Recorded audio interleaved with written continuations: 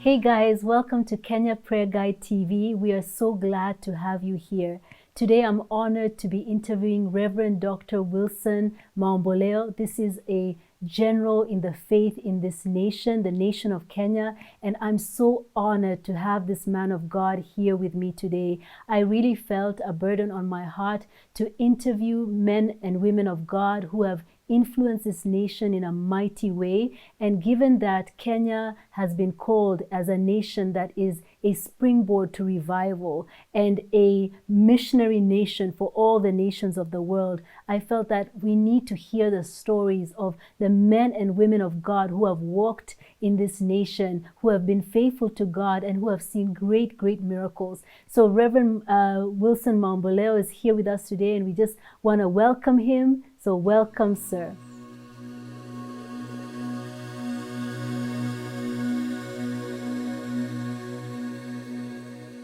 I want to tell you that God has a special purpose to place you where you are and where you want to be born.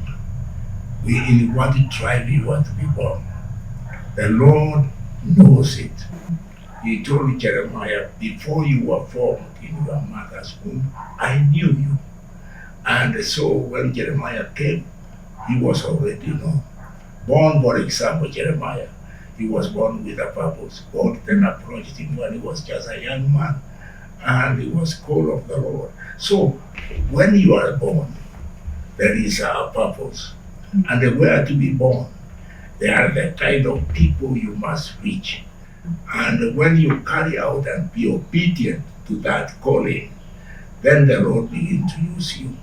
But even if you try to be obstinate, not trying to obey, the Lord will make you still to obey, because no one can preach that kind of message which you have except you. The purpose that I was born into this country, I believe in. I came with a purpose.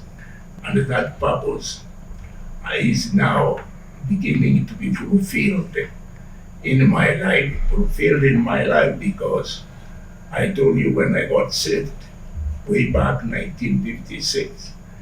Oh, I say immediately. That's in 1957, and I say immediately. The Lord called me to the ministry. I organized the first mission, I call it mission, when I organized with my fellow young men, because I was also a young man, and how we can also obey Christ's commission, as we see it in chapter 10 of Matthew, where the Lord sent the 12 disciples, his disciples, to go into all the nation, all of the countries where that was probably surrounding that place. And remember, when the disciples were giving these messages, mainly they were reaching the lost tribes of Israel. During that time, Kenya was peaceful, and peaceful in another way, as we are peaceful today. The young men were very also willing to go forth, because in the evening they came. We used to have a chapel, a time of fellowship in the evening. They came with glowing results, each of us, and me included, that they were received very well in the villages. I went to the teachers' college already born again. The one who was the principal of that teachers' college, that was at Nyangori, the teachers' college, was a believer, was a man of God, Derek Prince, who also became my spiritual father. And so there also the Lord was really moving in a special way. And Derek Prince, there used to be a time when we used to have fellowship in the evening with the students. And so he and his wife, Lydia, came and could lay hands on me.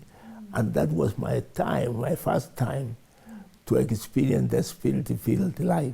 I graduated from Teachers College, 1959. Then I came back to the school where I was also brought up as a student.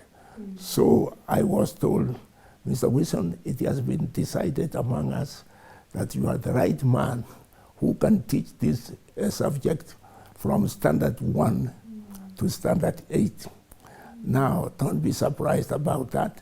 We shall excuse you from other subjects so that you concentrate on one. I say that's an opportunity. And so I say accept it. And so I could teach. And when you teach and you are giving spiritual truth, don't call people for an altar call to be saved. No. You say you give it. So if I give an example, the story of the lost son in Luke chapter 15, and then we find here that when you teach, and then you say, now, what does it mean when we have learned? I'm telling the student now. We learned here that it's a picture. All of us are lost, and we are without Christ until Jesus calls us to come to him and accept him. Then we are found like the sheep of that shepherd.